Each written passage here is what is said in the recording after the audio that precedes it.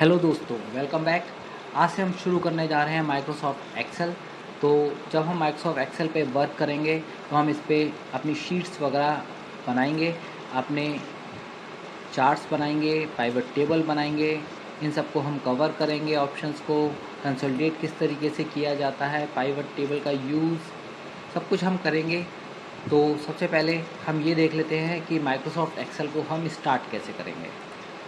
तो सबसे पहले आपको स्टार्ट पे जाना है, तो स्टार्ट मेनू ओपन हो जाएगा। उसके बाद आपने ऑल प्रोग्राम पर जाकर माइक्रोसॉफ्ट ऑफिस को सेलेक्ट करना है।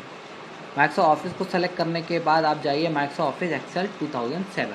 अगर आप 2010 पे वर्क कर रहे हैं, 13 पे वर्क कर रहे हैं तो आप उसको सेलेक्ट कर लीजिए। पर सीखने के पर्पज़ से 2007 बहुत सिंपल और बहुत आसान है, इसलिए मैं प्रेफर करूँगा कि आप पहले 2007 पे सीख लीजिए। अब देखिए, जब हम एक्सेल के पेजेस को खोलते हैं तो कुछ इस तरीके से पेजेस आते हैं। तो आप ये ध्यान रखिएगा, एक्सेल में एक तो हम पेजेस पे वर्क नहीं करते हैं, एक्सेल पे हम शीट पे वर्क करते हैं।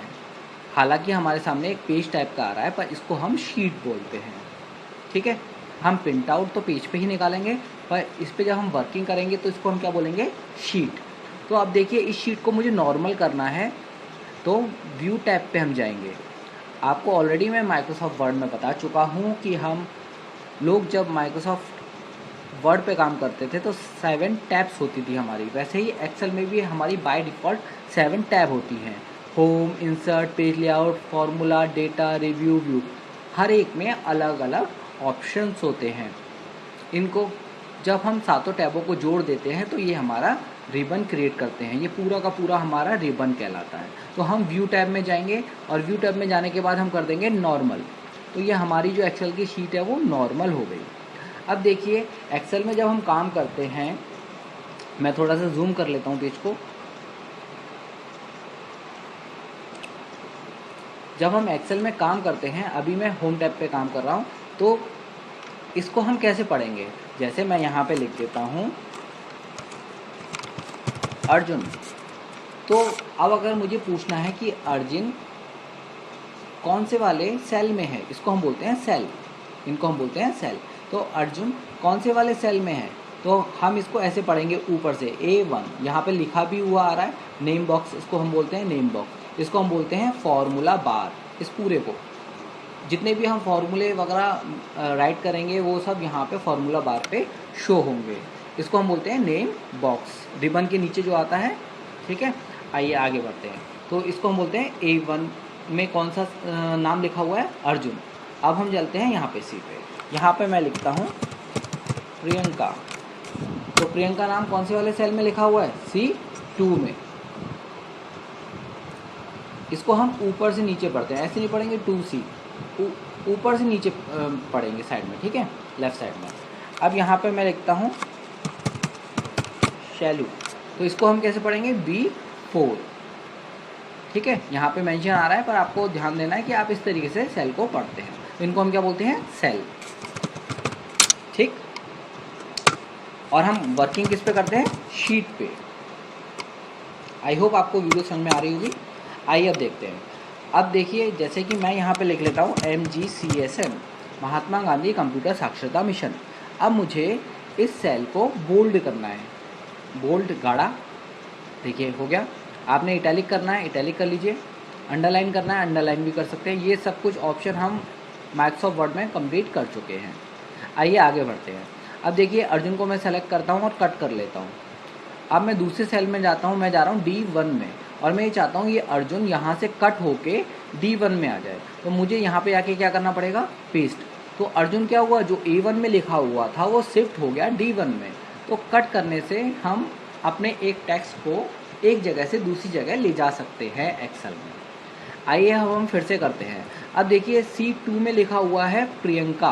अब मुझे क्या करना है, प्रियंका को C2 में भी रखना है और A1 में भी रखना है। तो इसको मैं करूँगा कॉपी, कट नहीं करूँगा। कट करने से क्या होगा, वो C2 से हट जाएगा। तो मैं प्रियंका को सेलेक्ट करता हूँ और मैं जाता हूँ कॉपी पे। अब मैं A1 पे आ जाता हूँ, क्योंकि मुझे A1 पे प्रियंका को ले जाना है, और मैं यहाँ पे आके कर देता हूँ पेस्ट। तो अब देखिए, प्रियंका दोनों जगह आ गई। जब हम कॉपी करते हैं तो क्या होता है, ये सिलेक्शन चलता है। इस सिलेक्शन को रोकने के लिए हम लोग कर सकते हैं Ctrl D। कंट्रोल डी से सिलेक्शन रुक जाए। देखिए अब मैंने वर्ड लिखा एडमिनिस्ट्रेटर, इस वर्ड को जो मैंने लिखा एडमिनिस्ट्रेटर, तो क्या हो रहा है, ये B2 में लिखा हुआ है पर इसके कुछ वर्ड्स, कुछ अल्फ़ाबेट्स जो हैं वो C2 में भी जा रहे हैं। अब मैं ये चाहता हूँ कि ये केवल इसी सेल में रहे, आगे ना जाए। तो देखिए इसके लिए मैं 3 काम कर सकता हूँ। अभी मैं आपको 2 काम बताऊँगा, एक स्टेप मैं आपको बाद में बताऊँगा, ठीक है। तो आइए देखते हैं एडमिनिस्ट्रेटर को मैं किस तरीके से B2 में ही रख सकता हूँ।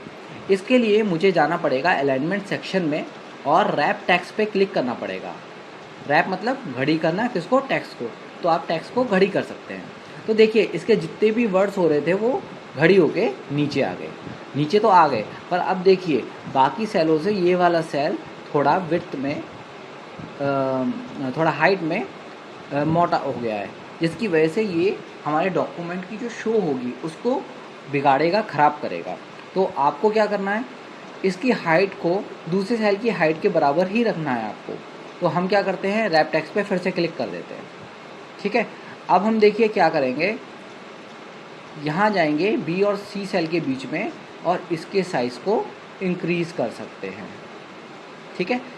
इसका एक और तरीका है जो कि मैं आपको बाद में बताऊंगा जब हम यहाँ पे फॉर्मेट में आएंगे, ठीक है। तो 2 ऑप्शन मैंने आपको बताए जिससे आप अपने लॉन्ग वर्ड्स को ठीक कर सकते हैं ताकि आपका डॉक्यूमेंट लुक वाइज अच्छा लगे। अब देखिए मैं यहाँ पे लिखता हूँ MGCSM कंप्यूटर सेंटर। अब देखिए क्या हो रहा है, मुझे यहाँ पे ये 3 कॉलम, इसको हम बोलते हैं कॉलम, ऊपर से लेके नीचे, इनको हम बोलते हैं कॉलम, ऊपर से लेके नीचे, ठीक है। जब हम इस तरीके से काम करते हैं तो इसको हम बोलते हैं रो। क्या बोलते हैं, रो। जब हम इस तरीके से काम कर रहे हैं तो इसको हम बोलते हैं रो। जब हम ऊपर से नीचे काम करते हैं तो इसको हम क्या बोलते हैं, जब हम ऊपर से नीचे काम कर रहे हैं, एक मिनट,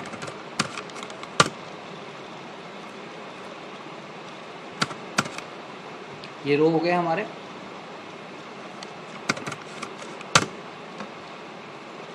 उसके बाद जब हम ऊपर से नीचे काम करेंगे तो इसको हम बोलेंगे कॉलम। इस तरीके से जब हम वर्किंग करेंगे तो इसको हम बोलेंगे कॉलम,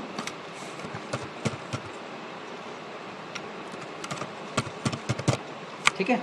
ऊपर से जब आप नीचे काम करते हो तो कॉलम, और जब आप लेफ़्ट से राइट में काम करते हो तो इसको हम बोलते हैं रो। ये हो गए रो। आई होप आपको समझ में आया होगा। अब देखिए जो मैंने लिखा है MGCSM कंप्यूटर सेंटर, तो ये 3 सेलों में आ रहा है ना। तो मुझे क्या करना है, इसको सेंटर में लाना है और एक ही सेल में करना है। जैसे मैंने ये 4 सेल सेलेक्ट करी हुई हैं, मुझे इसको MGCSM कंप्यूटर सेंटर जो मैंने हेडिंग डाली है उसको मुझे एक ही सेंटर हेडिंग में लेके आना है। तो देखिए सेंटर हेडिंग में लाने के लिए मैं यहाँ जाऊँगा और यहाँ जाके कर दूँगा मर्ज एंड सेंटर। तो देखिए एकदम अपने आप मर्ज एंड सेंटर हो गया, ठीक है। आई होप आपको समझ में आ रहा होगा। अब देखिए आपको लेफ़्ट साइड में करना है अलाइन लेफ़्ट, अलाइन सेंटर में करना है सेंटर। ये आप MS वर्ड में कर चुके हैं। अब देखिए मैं इस सेल को ज़रा डिलीट कर लेता। अगर आपको पूरा डिलीट करना तो आप डिलीट में जाके डिलीट सेल कर सकते हैं। अप में करनी है, डाउन में करनी है, तो आपसे ये पूछ रहा है, आप उस हिसाब से सेल को डिलीट कर सकते हैं, ठीक है। आपने पूरे कॉलम डिलीट करने हैं, पूरे कॉलम कर सकते हैं। मुझे पूरी रो करनी थी, मैंने पूरी रो कर दी। आइए ज़रा आगे देखते हैं। अब मैं इतने सेक्शन को देखता हूँ। अब मुझे क्या करना है, MGCSM कंप्यूटर सेंटर पूरे के पूरे इतने जो मैंने सेल सेलेक्टेड किए हैं इतने में आए। तो इसके लिए मुझे देखिए क्या करना पड़ेगा, मर्ज सेल पूरे में आ गया, पर क्या ये सेंटर में है, नहीं। तो मुझे इसे सेंटर में करना पड़ेगा। तो मैं इस यहाँ के ऑप्शन पे जाता हूँ तो मिडल अलाइन, और ये मिडल में हो गया, ठीक है। और यहाँ पे देखिए हम किस तरीके से जा रहे हैं, बॉटम अलाइन तो बॉटम में आया, हम टॉप अलाइन में गए तो टॉप में आया, हमें सेंटर में करना है, सेंटर में हो गया। अब अगर मैं ये चाहता हूँ कि मेरा ये टेक्स्ट रोटेट हो जाए तो मैं इसको रोटेट कर सकता हूँ। अगर मैं ये चाहूँ कि मेरा ये टेक्स्ट रोटेट हो जाए तो मैं इसे रोटेट कर सकता हूँ। अब देखिए मैं क्या करता हूँ, शीट 2 पे जाता हूँ। फिर से वही दिक्कत अगर हमें दिख रही है तो हम नॉर्मल कर लेंगे पेज को। थोड़ा सा मैं जूम कर लेता हूँ अपने डॉक्यूमेंट को ताकि आपको समझने में आसानी हो। यहाँ पे मैं कुछ टेक्स्ट लिख लेता हूँ।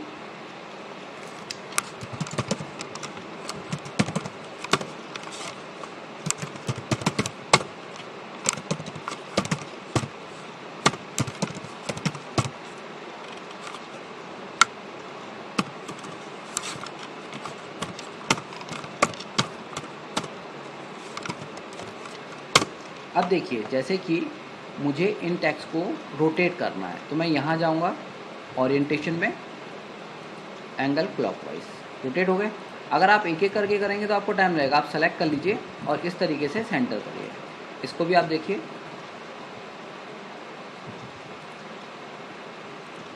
रोटेट करना है, आप रोटेट कर सकते हैं। आई होप आपको ये ऑप्शन समझ में आए होंगे। अब देखिए आपको ये टेक्स्ट सीधे करने पहले की तरह, आप यहीं पे जाइए, फॉर्मेट सेल अलाइनमेंट में जाइए, बाकी के सारे ऑप्शन आप करके देखिएगा।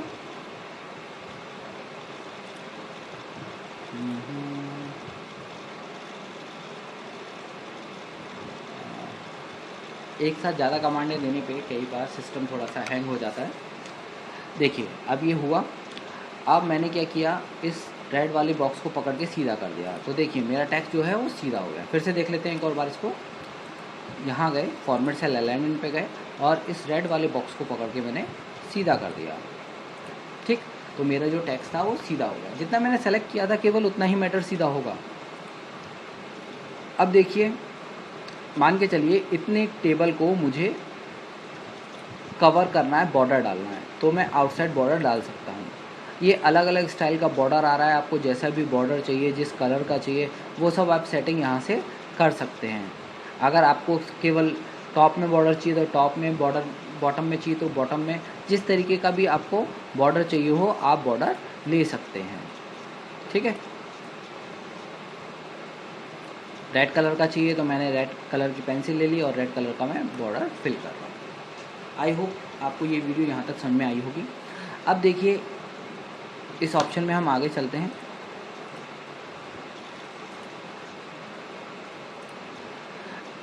अब देखिए मुझे क्या करना है, जो एज लिखा हुआ है एज को मुझे धीरे धीरे करके खिसकाना है, तो मैं खिसका पा रहा हूँ इंक्रीज इंडेंट और डिक्रीज इंडेंट से। ये ऑप्शन आप ऑलरेडी MS वर्ड में पढ़ चुके हैं। रैप टेक्स्ट भी आप पढ़ चुके हैं। मर्जन सेंटर हमारा हो चुका है। मर्जन सेंटर को हम एक और बार फिर से देख लेते हैं। इसको पहले मैं टेक्स्ट को सीधा कर देता हूँ।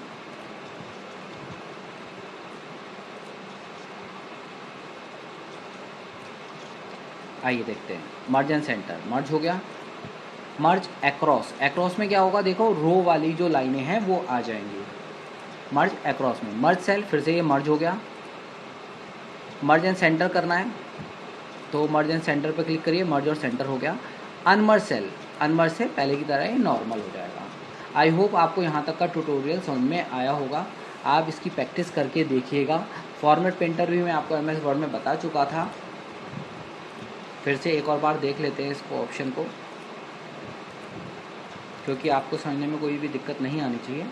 अब देखिए मैंने संजय को सेलेक्ट किया। मैं ये चाहता हूँ इस पर मैंने 5-6 इफेक्ट डाले हैं, वही इफेक्ट किसी दूसरे वर्ड पे चले जाएं। तो उसके लिए मुझे क्या करना पड़ेगा, फॉर्मेट पेंटर पे जाना पड़ेगा और जिस पे भी इफेक्ट डालने उस पर क्लिक करना पड़ेगा। तो सेम इफेक्ट जो संजय पे थे वो यहाँ पे आ जाते हैं, नीरज पे। किस ऑप्शन की वजह से ये आए, फॉर्मेट पेंटर से। आइए फिर से एक और बार देख लेते हैं। जैसे आप संजय पे जो इफेक्ट हैं फॉर्मेट पेंटर पे मैं जाऊँगा और मुझे ईच पे करने हैं, ईच पे मैं क्लिक कर दूँगा तो वही इफेक्ट आ जाएंगे। ठीक है, आई होप आपको ये वीडियो पसंद आ रही होगी। लाइक और शेयर ज़रूर करें और सब्सक्राइब करें दोस्तों। Thank you.